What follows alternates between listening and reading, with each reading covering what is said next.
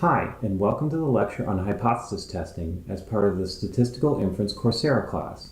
My name is Brian Caffo, and this class is co-taught by my co-instructors Jeff Leake and Roger Peng. We're all in the Department of Biostatistics at the Johns Hopkins Bloomberg School of Public Health. Given our existing work on confidence intervals, hypothesis testing will be relatively easy to develop. Hypothesis testing is concerned with making decisions using data. Typically, hypothesis testing starts with a null hypothesis which is specified that represents the status quo. It's usually labeled H0, pronounced H0. The null hypothesis, H0, is assumed to be true, and statistical evidence is required to reject it in favor of an alternative or so-called research hypothesis. Let's motivate hypothesis testing with a straightforward example. A respiratory disturbance index, RDI, of more than 30 events per hour is considered evidence of severe sleep disorder breathing. Suppose that in a sample of 100 overweight subjects with other risk factors for sleep disorder breathing in a sleep clinic, the mean RDI was 32 events per hour. So the sample mean RDI was 32 events per hour with a standard deviation of 10 events per hour. We'd like to test whether or not the population mean for this population that we're drawing the sample from is equal to 30, our benchmark for severe sleep disorder breathing, or whether or not it's larger than 30. So we specify that as H0, mu equal to 30, and the alternative hypothesis, HA, as mu greater than 30. In our example, we specified HA that mu was greater than 30.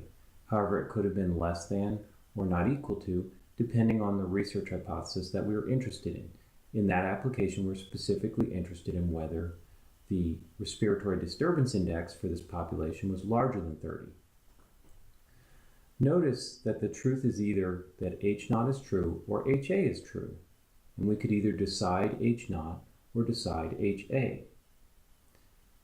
Therefore, there's only 4 possibilities. If the truth is H0 and we decide H0, we've simply correctly accepted the null hypothesis. If the truth is H0 and we decide HA, then we've made what is called a type 1 error. In the version of hypothesis testing that we're going to present, we're going to control the probability of a type 1 error to be small. If the truth is HA and we conclude HA, we reject the null hypothesis, then we've correctly rejected the null. And if the truth is HA and we decide H0, we've made what is called a type 2 error. The type 1 error rate and the type 2 error rate are related in the sense that as the type 1 error rate increases, the type 2 error rate decreases and vice versa. We can illustrate this pretty easily by considering a court of law. In most courts, the null hypothesis is that the defendant is innocent until proven guilty. Here, rejecting the null hypothesis is to convict the defendant. We're going to require evidence and a standard on that evidence to reject the null hypothesis.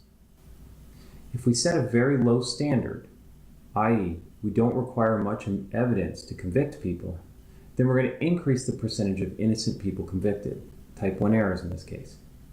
However, we would also increase the percentage of guilty people convicted, which would be correctly rejecting the null hypothesis.